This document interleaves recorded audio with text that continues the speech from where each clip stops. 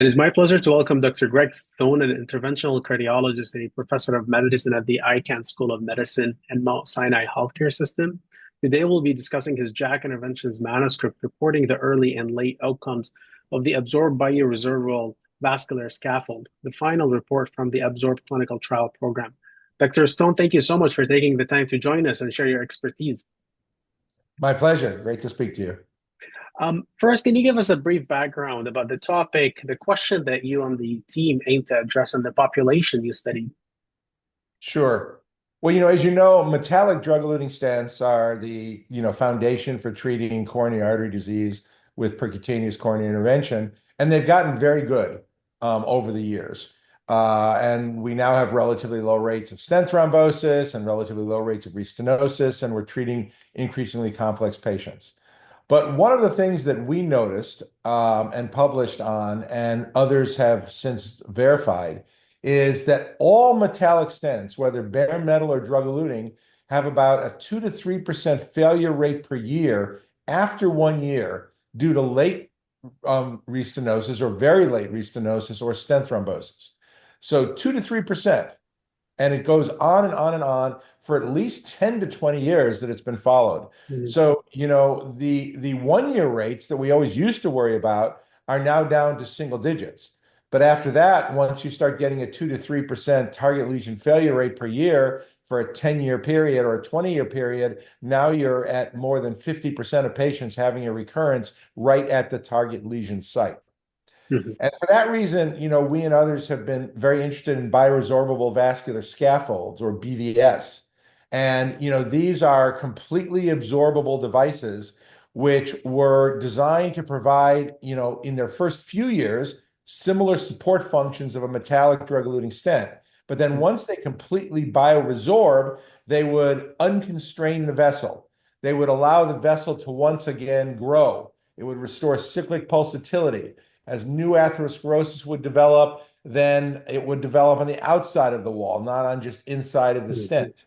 And also by removing the late metal, it would remove the late nidus for late thrombosis or perhaps late restenosis or even aneurysm formation.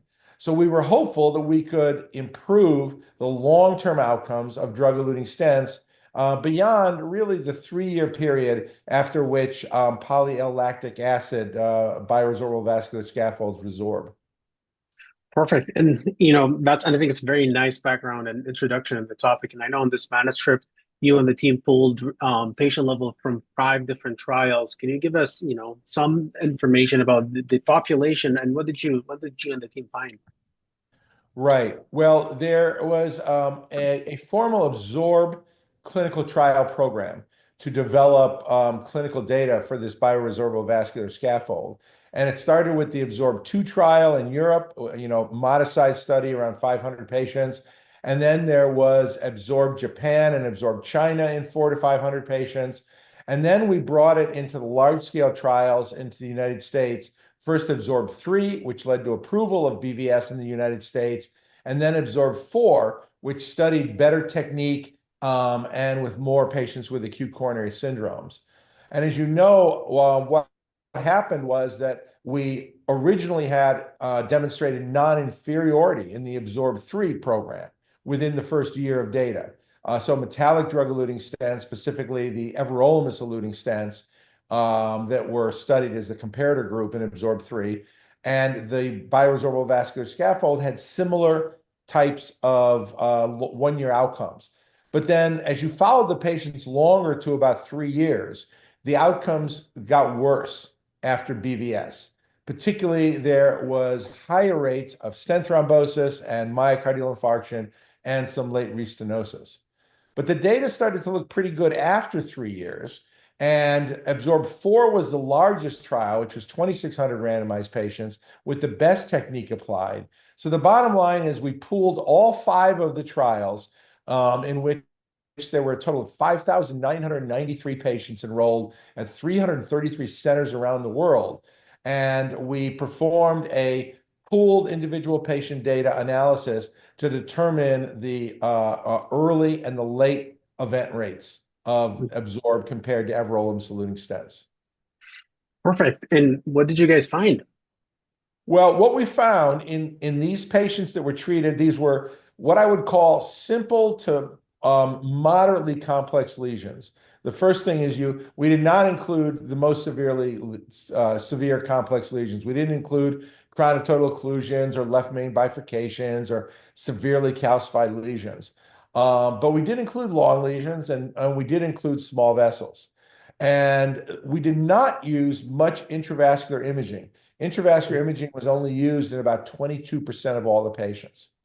So what we found was when we looked at, the first primary endpoint, which was target lesion failure, that out to 5 years, there was about a 2.8% difference in target lesion failure, worse with bioresorbable vascular scaffolds than everolimus-eluting stents. So it's a 25% relative increase, not a huge increase. 3% over 5 years is about 0.6% per year.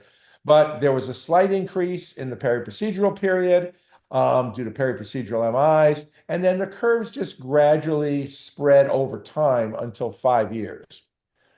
But then we did a pre-specified landmark analysis because our hypothesis was that once the scaffold was gone after 3 years, then the results would look as good or better compared to metallic drug-eluting stents. And that's actually what we found. Within the first 3 years, there was about a 3% absolute increase in target lesion failure rate. But then between 3 years and 5 years, the target lesion failure rates were almost identical between the BVS and everolimus-eluting stents. And in fact, when we did a spline analysis looking at the kind of instantaneous hazard ratio over time, by the time you got to about 4 years, there became a statistically significant, slightly lower target lesion failure with BVS over time. So it looks like the hypothesis is actually true, that once the scaffold is resorbed, that there may be even better long-term results with absorbed compared to metallic stents. And finally, our second major endpoint was stent thrombosis, and we saw the exact same thing. Early on, stent thrombosis rates were increased. That is up to the 3 years where the curves were increasing.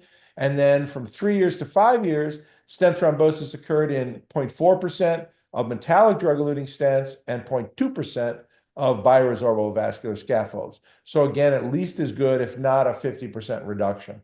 So overall, our take-home message was that, we were encouraged by the results.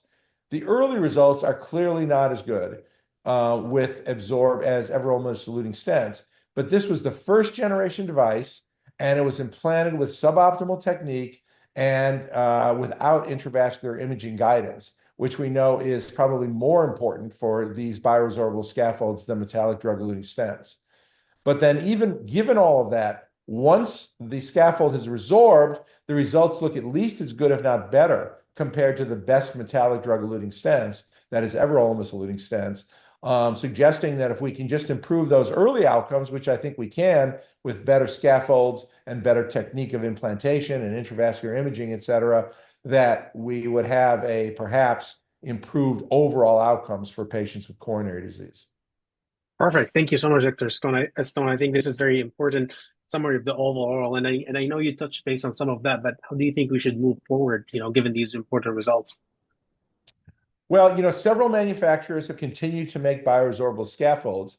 The leader was the maker of the original everolimus-eluting bioresorbable scaffold, the BVS, which was Abbott, and they released a new version in the legs that was tested and found to be very, very good for below-the-knee application, better than balloon angioplasty, which was the standard before that. And that's a device called the SPRE, which is only 99 microns thick compared to 157 microns thick with the first generation BVS. So if we were to bring a SPRE back into the coronary arteries and implant them in the right kinds of lesions with intravascular imaging guidance to make sure they're fully expanded, et cetera, that I'm very hopeful that we would get at least as good early results as with metallic drug-eluting stents, and then hopefully better long-term results. So the manufacturer has not made any definitive indications yet whether they're going to proceed and restart the types of large-scale studies that are needed in the coronary arteries, but I'm hopeful that that will be the case. Perfect. Thank you again so much, Dr. Stone, for joining us today. And we invite everyone to go over the full manuscript published in this issue of JACC Interventions. Thank you.